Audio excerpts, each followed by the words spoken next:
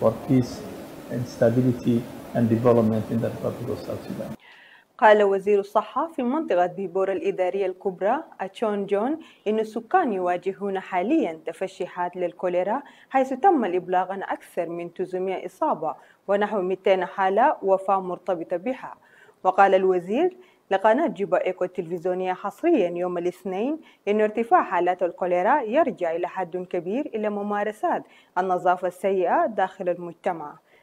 وبينما يدعى أتشون إلى التدخل العاجل، يقول إن العديد من السكان يفتقرون إلى إمكانية الوصول إلى المياه النظيفة ومرافق الصرف الصحي والتوعية، وهي أمور بالغ الأهمية في منع انتشار الكوليرا.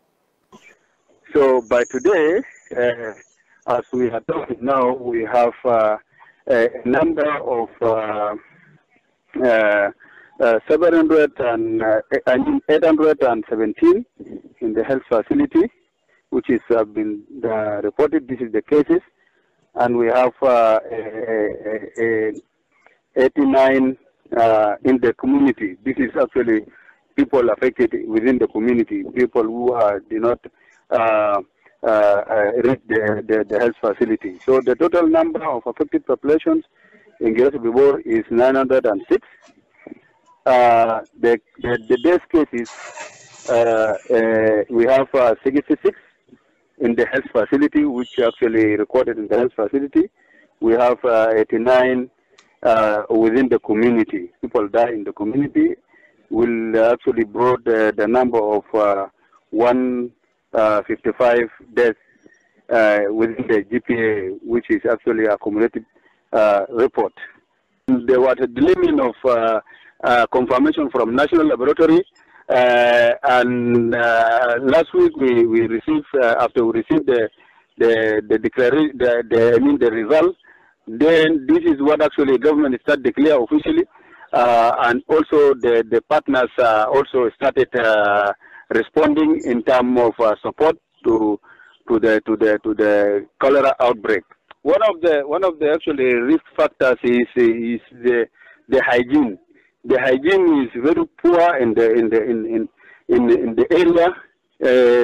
The people actually need to actually raise more awareness, and we already started raising some awareness in the gathering, in the radios, even within the community by the community mobilizers, so that people can aware. Because one of the actually the risk factors is the hygiene. When the hygiene is poor, it can also help in spreading of the disease. So what actually we actually need some support also in terms of hygiene and also in terms of case management, because also we have issues of the management. Sometimes staff, the local staff need to be oriented so that they can able to deliver the service.